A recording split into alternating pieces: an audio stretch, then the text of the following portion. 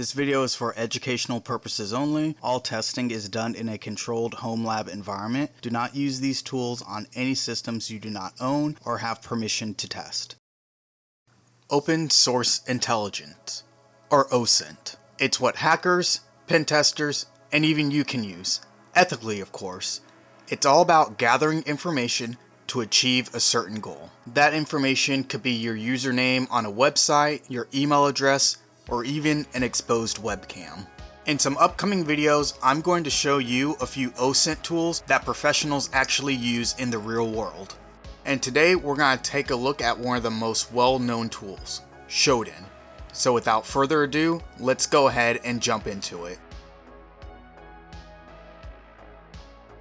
First off, what is Shodan? Think of Shodan like a search engine for devices instead of websites. Google helps you find web pages. Shodan helps you find interconnected things like webcams, routers, servers, smart TVs, the list goes on. Basically anything that's online and properly not locked down. Shodan lets you see what devices are exposed to the internet and what they're showing to the world. Like always, this is for educational purposes. Don't touch anything you don't own or have permission to test. Before we get started, I want to show you a few of the basics. So how do we go about finding stuff? In the search bar, we can start building different queries depending on what we're looking for. For example, we can search specifically for Apache web servers. We can also look for devices that have port 22 open, which is our default SSH port.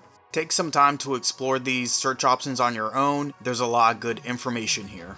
Shodan is free to use, but it does have paid tiers that get you more options. Maybe in the future I'll do a review of a paid version of Shodan. And finally, and something I didn't know, the people who made Shodan also made a variety of other products as well. This isn't a sponsored video or anything, I just thought that was pretty cool. I believe if you go to one of their paid plans, you get access to these additional products as well. Okay, so let's go ahead and get started with a simple search. Let's go ahead and just type in Denver and see what pops up for us.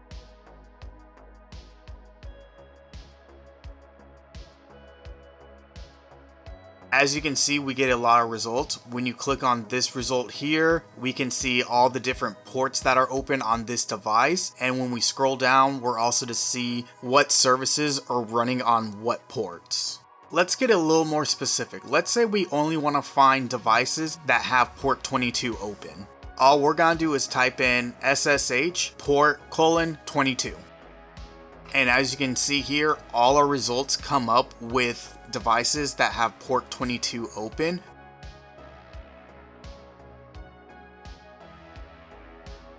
When we click on one, as you can see right here, port 22 is open on this device right here. Shodan is really simple for us to use. Let's say we only want to find devices in Germany that have port 22 open. All we need to do is just click Germany, and as you can see here, we have a list of German devices that have port 22 open. And we'll click on a device to confirm that port 22 is open, which it is. And another thing that we can do is we can also see any known vulnerabilities that are on a machine as well. By using the term in the search bar here, we're able to see any open webcams as well.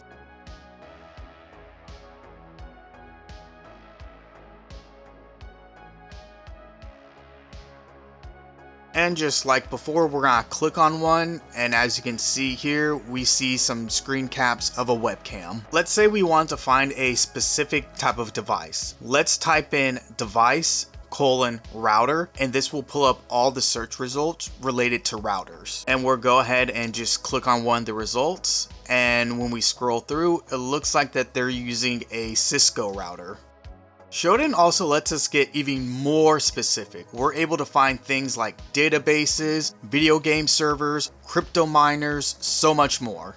Shodan is a powerful tool. It's great for doing OSINT and also exploring what's out there on the internet. Take some time to browse around for yourself. Down in the comments below, let me know what interesting things you find out there. Like always, thanks for sticking with me, and I'll see you on the next one.